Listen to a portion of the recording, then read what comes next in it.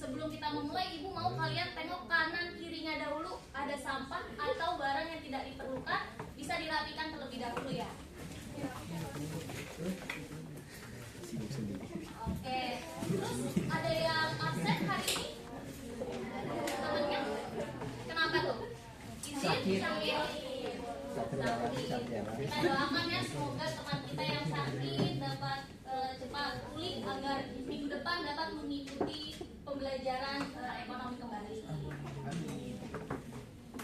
Baik, sebelumnya untuk ketua kelas bisa dipimpin untuk berdoa dulu teman-temannya. Oke, teman-teman kita berdoa dulu. Berdoa. Ibu hari ini akan menemani kalian untuk mempelajari materi yang sangat dekat dengan kehidupan kalian sehari-hari, yaitu literasi ekonomi dan juga keuangan digital.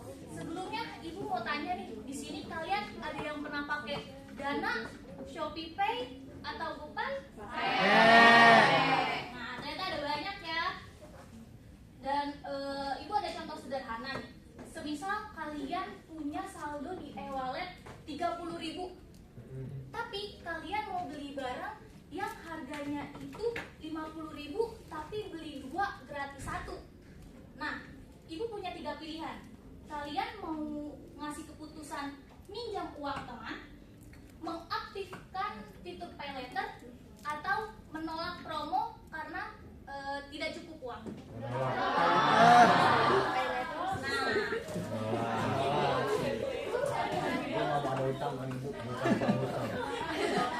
Kalian sadari itu adalah salah satu dari literasi ekonomi dan juga keuangan digital, yaitu bagaimana cara kalian mengambil keputusan dalam kebutuhan dan juga keinginan sesuai kemampuan kalian. Bisa di next slide. Nah, selanjutnya tujuan pembelajaran kita hari ini ada 4, yaitu yang pertama pengertian literasi ekonomi dan keuangan digital. Kemudian yang kedua ada menjelaskan manfaat dari literasi ekonomi dan juga keuangan digital.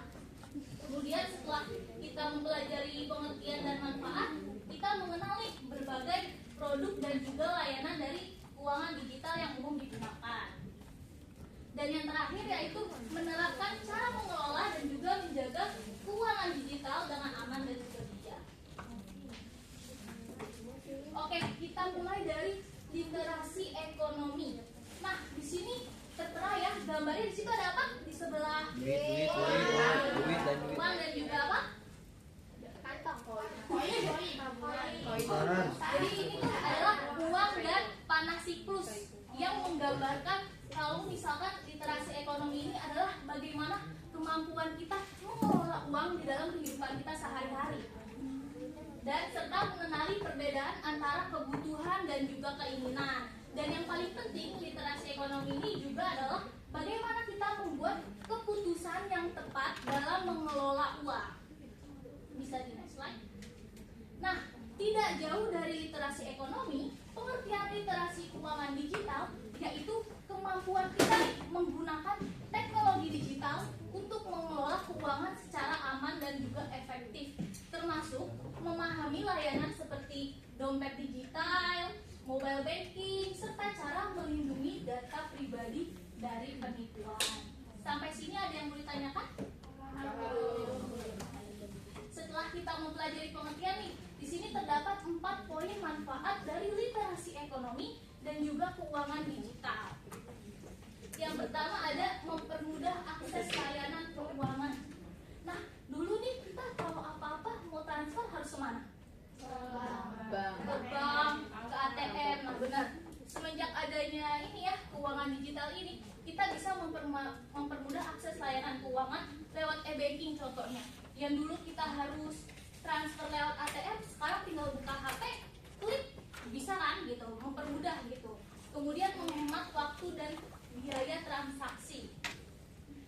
Contohnya itu kalau misalkan kalian jajan ke warung bawa uang besar nih, misalkan 50.000, sedangkan kalian tuh butuh kembalian ya.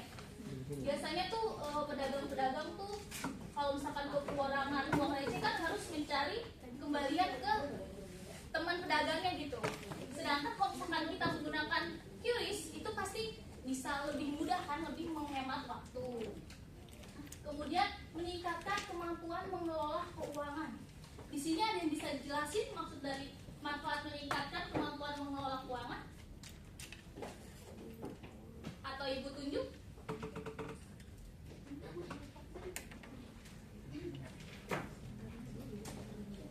Meningkatkan kemampuan mengelola keuangan. Gimana? Siapa namanya? Iya. Oke, Hias gimana? Diberi pendapat. Kalau misalnya dengan kita apa ya memahami literasi ekonomi di keuangan kita dengan baik, jadi kita tuh lebih mampu gitu memprioritaskan mana kebutuhan dan juga keinginan. Jadi kita bisa gitu ya menyusun skala prioritas sudah mempelajari tentang literasi ekonomi dan juga keuangan. Jadi kita semakin apa ya semakin mampu untuk mengelola keuangan pribadi kita. Nah, benar banget nih jawaban dari Dias, yaitu agar kita bisa menetapkan mana kebutuhan dan juga keinginan kita, menetapkan prioritas kita. Kemudian kan biasanya kalau dari M-Banking nih kelihatan ya mutasi kita ya, pengeluaran kita, pemasukan kita, jadi kita lebih tahu juga nih kemana sih uang kita selama sebulan ini menghilangnya gitu kan. Kemudian yang terakhir yaitu meningkatkan kesadaran terhadap keamanan digital. Nah, manfaat dari literasi ini yaitu agar kalian dapat lebih waspada nih. Kayak contoh, kalian pernah nggak sih dapat SMS link yang nggak jelas itu? Nah, ini tuh pentingnya kalian mengetahui literasi keuangan digital juga ya, agar kalian lebih waspada terhadap diri kalian sendiri, agar tidak gampang nih percaya dengan penipuan online. Bisa di next slide.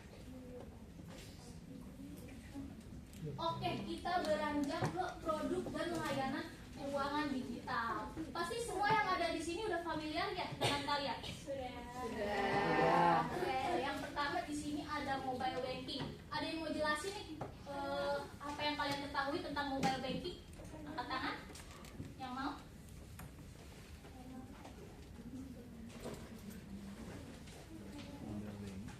Atau Ibu tunjuk? Ibu. Oke, di belakang siapa namanya? Pandu, Bu.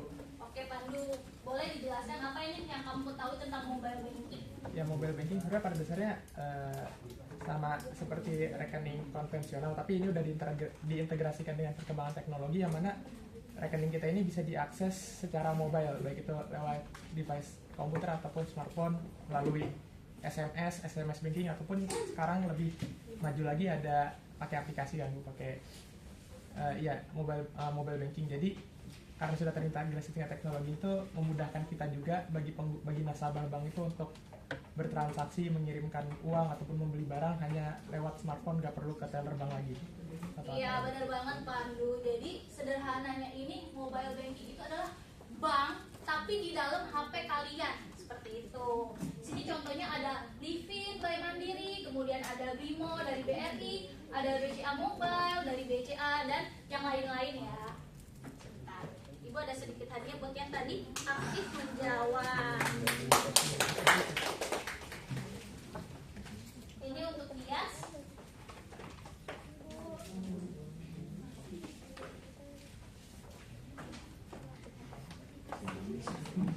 Ini untuk Pandu. Buat teman-teman yang lain bisa nih untuk lebih aktif karena Ibu masih punya banyak hadiah semuanya. Ya, kemudian selanjutnya ada dompet digital. Dompet digital ini hampir sama dengan mobile banking. Dompet digital ini uang elektronik yang berupa saldo ya di dalam HP kita. Contohnya itu ada Dana, GoPay dan juga OVO nih yang sudah familiar banget, pasti banyak yang udah menggunakan gitu ya. Kemudian selanjutnya ada uang elektronik. Nah, e-money. Di sini ada yang udah punya e-money? Buat pegang banyak ya ternyata. Uang elektronik ini jadi dia berupa saldo yang terdapat di chip kartunya ini. Jadi dia bukan di dalam aplikasi tetapi di dalam kartu. Dia ada e-money, tap cash dan juga flash. Kemudian selanjutnya pay letter. Nah, pay letter ini semacam layanan beli sekarang bayarnya nanti. Seperti itu. Jadi pay letter ini bisa dibilang kita berhutang ya, karena belinya sekarang, bayarnya ya di waktu ke depan gitu, seperti itu. Contohnya ada SPay letter atau PayBill. Kemudian ada KWIS kode QR standar dari Indonesia. KWIS ini lebih tepatnya QR yang dikeluarkan oleh Bank Indonesia yang memudahkan masyarakat Indonesia bisa bertransaksi dengan sekali scan, karena dia dapat menerima dari mobile banking, berbagai dompet digital juga seperti itu. Bisa next slide. Nah, ibu ada mini games buat kalian, karena katanya udah pada lesung nih. Di sini belum. Mini gamesnya itu berupa dompet digital atau e-wallet. Wow. Di sini ibu ada banyak gambarnya. Kalian bisa menebak dari potongan gambar seperti itu ya. Oke, boleh next slide. Nah, tahan dulu. Ibu akan hitung sampai di bawah semua tanahnya. 1, 2, 3. Dulu. Apa dulu? Ini auranya berapa sih dibanding ini? Nah, kita cek coba. Sama aja kan satu ini. Iya. Shopee Pay termasuk dari apa? Produk layanan apa?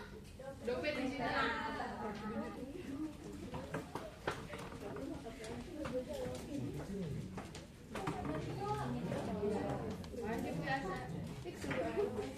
Boleh di next slide.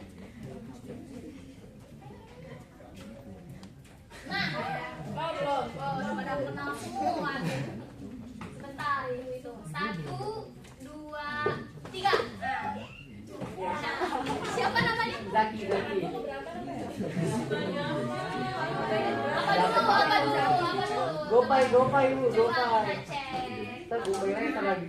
Nah, GoPay termasuk produk layanan apa? Dompet digital. Nah, Terima kasih Bu. selanjutnya ada apa lagi nih? Nah, apa itu? Oke, terus semua. 1, dulu. 1, 2, 3. Siapa namanya? Merah yang tengah. Saya. Tadi Bu. Apa? Coba kita cek. Nah, benar. Apa itu maksud dari produk layanan apa? Dompet digital. Adik. Slide. Makasih Bu. Oke, terakhir. Di bawah dulu. Ibu-ibu. Di bawah dulu semuanya. 1, 2,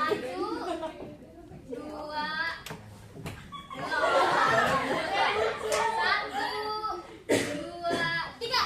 Nah, siapa? Ya. Apa jawabannya? Dana termasuk Oke, bisa. Nah, selanjutnya ada cara mengelola keuangan digital dengan aman dan bijak.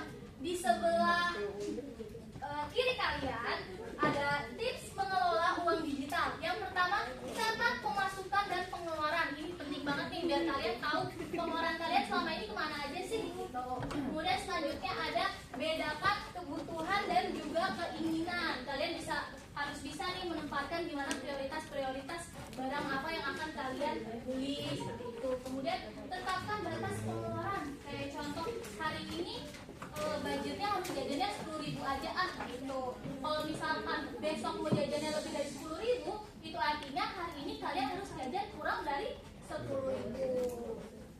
Kemudian belanja sesuai anggaran. Seperti pertanyaan yang di awal tadi ya.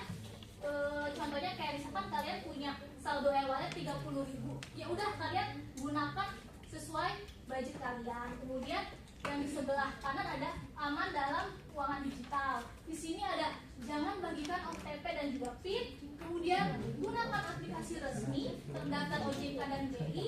Kemudian waspada link palsu dan penipuan digital. Dan yang terakhir yaitu hindari hutang digital atau pay later berlebihan. Bisa. Nah, ini penugasan mandiri ya, nanti ibu kirim ke kalian ke grup kelas kalian, bisa dikumpulkan di pertemuan selanjutnya. Bisa Oke, kesimpulan, ada yang mau nyampe kesimpulan? Kaila, bisa disampaikan kesimpulan apa aja nih materi yang kamu dapetin di hari ini? Dari materi ini kita bisa tahu tentang pengertian literasi keuangan itu kan literasi ekonomi itu seperti apa. Terus selain itu dari manfaat literasi ekonomi ini juga sangat membantu kita nih sebagai anak-anak SMA yang mungkin pengeluarannya dan pemasukannya itu bisa berlebih. Terus selain itu juga bisa tahu apa itu dompet digital, terus mobile banking itu bedanya apa. Dan juga terakhir kita juga bisa lebih aware nih gimana tadi yang udah dijelasin cara yang lebih aman sama tips